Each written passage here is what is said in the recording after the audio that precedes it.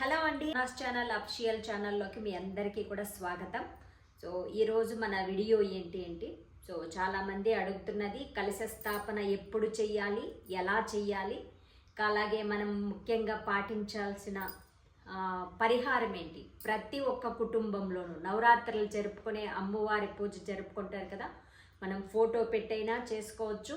చాలా చాలా ఇంపార్టెంట్ ఏంటి మనకి నవరాత్రుల్లో, దుర్గా నవరాత్రుల్లో అంటే కలశ స్థాపన చాలా చాలా ఇంపార్టెంట్. వరలక్ష్మి వ్రతంకి ఎవరెవరు కలశ స్థాపన చేస్తారో వాళ్ళందరూ కూడా చక్కగా కలశ స్థాపన చేసుకోవచ్చు. ఓకేనా. ఆశ్వయుజి అంటే స్త్రీమూర్తి, దేవి అని అర్థం. అందుకే అమ్మవారికి సంబంధించిన పూజలన్నీ కూడా, ఆఖరికి మనం దీపావళి కూడా సంబంధించి ఇప్పటి నుంచి దీపావళి వరకు కూడా అంత అమ్మవార్లకు సంబంధించిన పూజలే ఎక్కువగా చేస్తూ ఉంటాం. అందులోనూ ముగ్గురు అమ్మల్ని కలిపి పూజించేది ఈ నవరాత్రులలో. లక్ష్మీమాత, అన్నపూర్ణాదేవి, సరస్వతి మాత 3 విగ్రహాలు పెట్టుకొని కూడా పూజ చేసుకోవచ్చు చక్కగా. లేదు అంటే కలశ స్థాపన, అందరి అమ్మవార్లని ఒకే కలశంలోకి ఆహ్వానం చేసి ఏ పూజకైనా ఏ వ్రతానికైనా ఒక ఇన్ని రోజులు ఇన్ని వారాలు అనేది ఒక దీక్షతో చేస్తున్నామంటే అది వ్రతం. ఎలాంటి వ్రతానికైనా కూడా కలశం అనేది చాలా చాలా ఇంపార్టెంట్. ఛానల్ని సబ్స్క్రైబ్ చేసుకోకుండా ఉన్నట్లయితే తప్పకుండా ఛానల్ని సబ్స్క్రైబ్ చేసుకొని పక్కనే ఉన్న బెల్ ఐకాన్ని క్లిక్ చేయండి. పూజా విధానాలు కానీ, పూజా రెమెడీస్ కానీ అన్నీ కూడా ఈ ఛానల్లోనే వస్తూ ఉంటాయి. సో మన పూజల్ని ఫాలో అయ్యే వాళ్ళందరూ కూడా తప్పకుండా ఛానల్ని సబ్స్క్రైబ్ చేసుకోండి. నవరాత్రులు అంటే ముఖ్యమైనవి 3. ఒకటి అఖండ దీపం, కలశ స్థాపన, అలాగే నవధాన్యాలు నారపోయటం. ఇదే మనకి నవరాత్రులకు సంబంధించిన అతి ముఖ్యమైన పరిహారం కూడా. కొంచెం పెద్దగా ఉన్న కామాక్షి దీపాన్ని కూడా వెలిగించి అఖండ దీపంగా వెలిగించుకోవచ్చు. ఓకేనా. సో మట్టి దీపం అనేది కూడా చాలా శ్రేష్టం. ఏం చేస్తారంటే మట్టి దీపం శ్రేష్టమని అఖండ దీపం దాంట్లో పెడతారు. సో మనం అఖండ దీపాన్ని అంత జాగ్రత్తగా చూసుకునే శక్తి లేదు, కానీ పెట్టాలి, ఆ ప్రతిఫలం కావాలి అనుకునే వాళ్ళు నార్మల్గా అఖండ దీపంగా కామాక్షి దీపాన్ని వెలిగించుకోండి.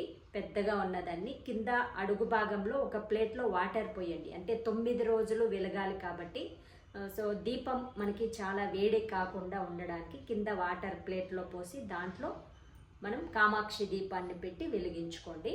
సో అది కూడా బ్రాహ్మీయ ముహూర్తంలో వెలిగించుకోండి. కలశ స్థాపన చేసేవాళ్ళు, అఖండ దీపారాధన చేసేవాళ్ళు 3వ తారీఖు అక్టోబర్ 3వ తారీఖు గురువారం రోజున 6 గంటలకల్లా మనకి యమగండం స్టార్ట్ అవుతుంది కాబట్టి 6 గంటల లోపలే బ్రాహ్మీయ ముహూర్తంలో, బ్రాహ్మీయ ముహూర్తం గడియలే ఒక మంచి ముహూర్తంలో మేము కలశ స్థాపన చెయ్యాలనుకుంటున్నాం అనుకునే వాళ్ళందరూ కూడా 4 గంటల 24 నిమిషాల నుంచి 5 గంటల 12 నిమిషాల మధ్య సమయంలో, ముహూర్తంలో అంత అర్లీగా లేవలేము, చిన్న పిల్లలు ఉన్నారు, హెల్త్ ఇష్యూస్ ఉన్నాయి అనుకునే వాళ్ళందరూ కూడా అమృత గడియల్లో కూడా మీరు కలశ స్థాపన చేసుకోవచ్చు. 8 గంటల 45 నిమిషాల నుంచి 10 గంటల 33 నిమిషాల మధ్య సమయంలో అమృత గడియలు ఉంటుంది.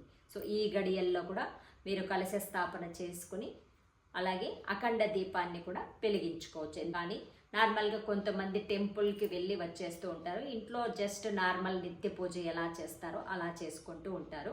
సో ఎలాంటి వాళ్ళైనా కూడా మనం ప్రతి ఒక్క కుటుంబంలోనూ మనకి, ఎందుకంటే ఇందులో వాస్తు దోషాలు ఉంటే కూడా తొలగాలి కాబట్టి నవధాన్యాలని ముందు రోజే తెచ్చి నానబెట్టుకోండి.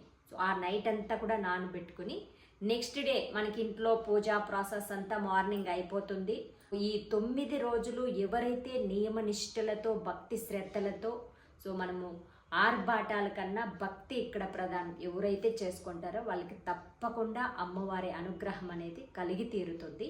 సో అందులో సందేహమే లేదు. శక్తికి మించి చేయాల్సిన అవసరం లేదు, శక్తి కొలది చేసుకున్నా చాలు. ప్రతి ఇంటికి ఈశాన్య మూల ఉంటుంది కదా, ఆ మూలలో ఒక సైడ్గా అక్కడ కూడా మనకి ఏదైనా విండో కానీ డోర్ కానీ అలా దగ్గరగా ఉండే చోట అయితే మనకి మొలకలు బాగా వస్తాయి. అవి ఎంత బాగా ఇంట్లో మొలకలు వస్తే మన ఇంట్లో ఎలాంటి దోషాలు లేదు అనేది అందులోని ఆంతర్యం. సో ప్రతి ఒక్కరు కూడా ఈ పరిహారాన్ని చేసుకోండి.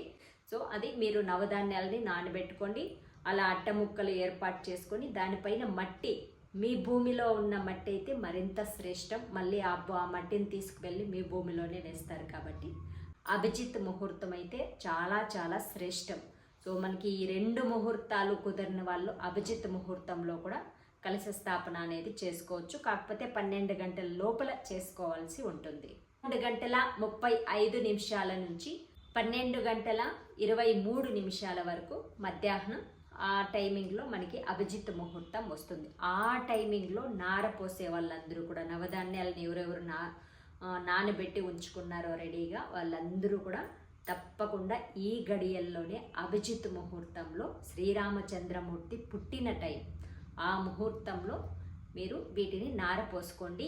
ఇంటి ఈశాన్య భాగంలో, ఇంటికి లోపల కుదరలేదు కాంపౌండ్ వాళ్ళలో కూడా చేసుకోవచ్చు. వీలైనంత వరకు ఇంటి లోపలే చేసుకోండి.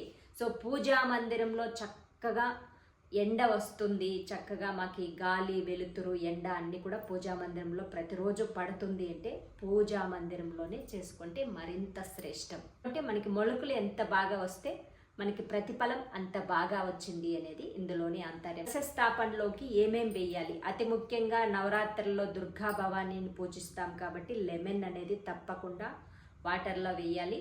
కలశ స్థాపన వెండి కానీ రాగి కానీ మట్టి పాత్ర కానీ ఏదైనా మీకు ఏది సౌకర్యంగా ఉంటే అది కలశ స్థాపన చెంబుగా ఉంచుకోండి.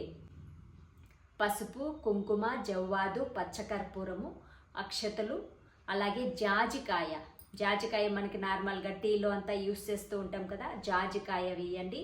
నిమ్మకాయ ఒకటి వేయండి.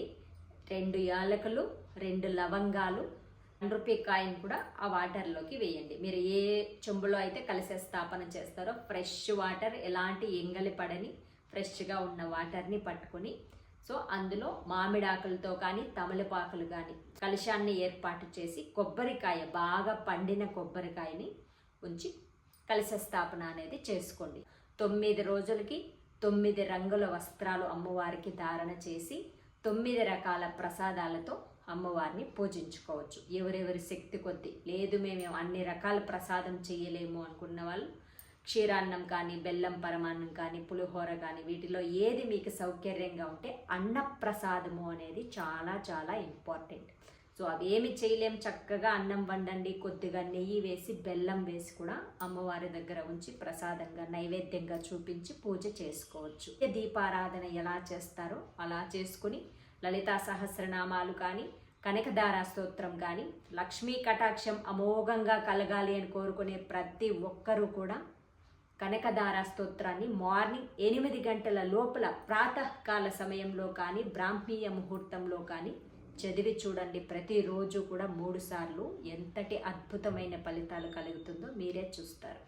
అఖండ దీపం అనేది కలశాన్ని చూస్తూ ఉండాలి. సో మీరు ఏ కలశం అయితే అమ్మవారి ప్రతిరూపంగా ఈ నవరాత్రులకి స్పెషల్గా స్థాపన చేస్తారో ఆ కలశాన్ని చూస్తూ ఉన్నట్టు కొంచెం అమ్మవారి కోసమే ప్రత్యేకంగా స్థాపన చేస్తాం కాబట్టి అమ్మవారిని చూస్తున్నట్టు దీపాన్ని ఏర్పాటు చేసుకోండి.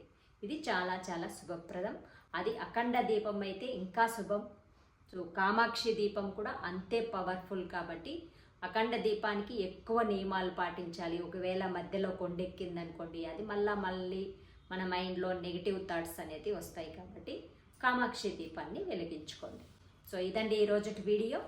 మీ అందరికీ క్లియర్గా అర్థమైందని అనుకుంటున్నాను. ఏమైనా డౌట్స్ ఉంటే తప్పకుండా కామెంట్స్లో అడగండి. ఇంకా ఏ పండుగ గురించి ఎలాంటి వీడియోస్ కావాలనుకుంటున్నారో కూడా కామెంట్స్లో అడిగినట్లయితే